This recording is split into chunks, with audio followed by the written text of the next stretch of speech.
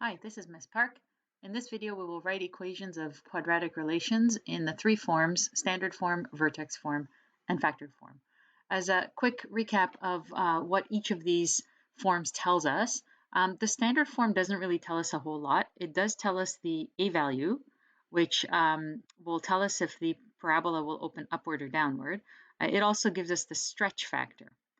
The B is a little hard to know what it does, but the C is actually the y-intercept. We know this because if we substitute x equals 0 into this equation, the first two terms will become 0 and you're left with y equals c. That tells us that c is the y-intercept because there's the point 0, c.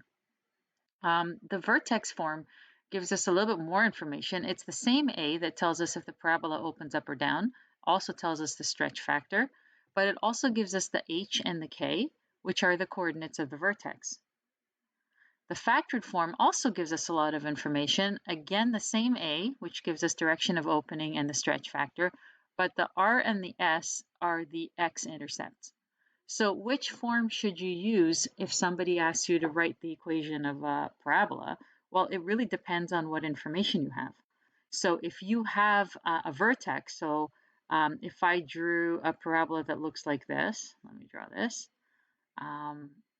and I tell you that the vertex is the 0.64, then you can use the vertex form, okay? But if I give you another one that looks like this, where maybe I'll give you the x-intercept, so one here and one here, and I don't give you the vertex, okay, then let's say I tell you that this is the x-intercepts are 1 and 5, and I don't give you the vertex, then you'll want to use the factored form.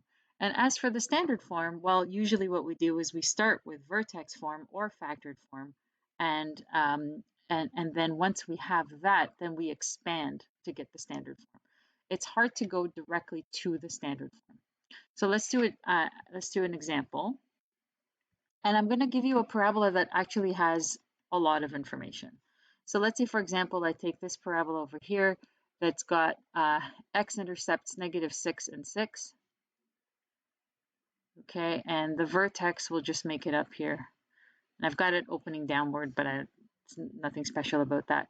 Let's say the vertex is 0, 4. Okay, so I want to write the equation in standard form, but we can't go directly to the standard form. So we look at, okay, what do I want? What do I want to use? So how about I use my x-intercept? So I'm going to write the factored form. A times x minus r, x minus s. I'm going to put in my two x-intercepts. So I'm going to get y equals a. Now, the two x-intercepts are -6 and 6. So it's like this. The -6 is the r, and the 6 is the s. And if I just kind of clean up in there, it's x plus 6, x minus 6. I have the basic equation here. The only problem is there's an a, and I don't know the a. So what we need, whether we're working with vertex or factored form, is another point. And I see I was given another point, 0, 4. So I'm going to sub the point 0, 4 into the equation.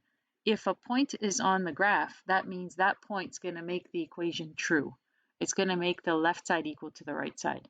So I'll sub the 0, 4 as the x and y. And I have 4 equals a times 0 plus 6 times 0 minus 6. And so 4 is equal to a times -6. Times +6 times -6.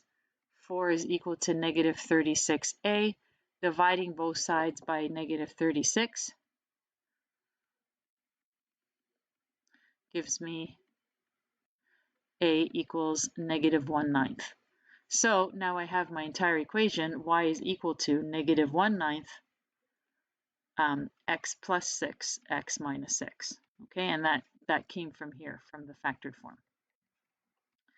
Okay, and now if I want to convert this to standard form, all I have to do is expand. So this is factored form. And now in standard form, I take my equation, y equals -1/9. Now I want to expand those brackets. So probably best thing to do is multiply the brackets first, and then we'll leave the -1/9 outside. So -1/9 and this is going to be x squared. Actually, if you recognize, this is a difference of squares. So x plus 6 times x minus 6 will be x squared minus 36, or you can distribute and multiply it all out. But now I've got to distribute this negative 1/9, so I get negative 1/9 x squared plus 1/9 times 36, and that's because they're both negatives. So I'm going to have a positive number, and I get y equals negative 1/9 x squared plus 4. Okay, and that's my standard form equation. Let's take the exact same parabola and do it with the vertex form. Okay, so I'm going to change color. I'll do it underneath with a different color. Okay, and so now with the vertex form, I'm going to start with y equals ax minus h squared plus k. We know the vertex, so I'm going to put it in. So y equals a x minus 0 squared plus 4. I can clean this up. Y equals ax squared plus 4. Okay, x minus 0 is just x. Now, again, like the other one, I just need to sub in a point.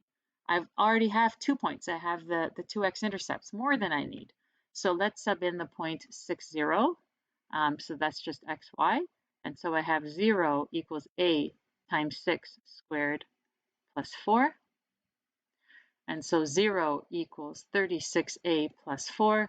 Bring the 4 to the other side, and I get 36a.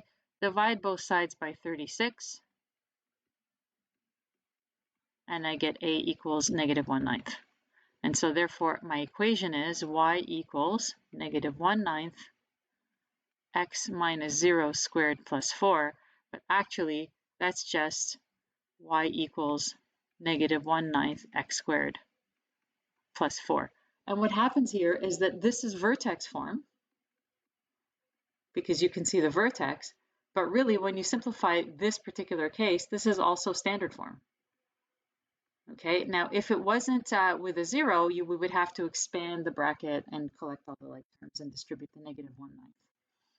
Okay, but this is how you write an equation. Okay, so basically you pick your form that you want. You got 3 forms. You pick the form that you want. Usually we're going to do vertex form or factored form, depending on the information that's given to you. Once you get your equation in vertex form or factored form, then you expand to get the standard form. Okay, please practice. Thanks for watching.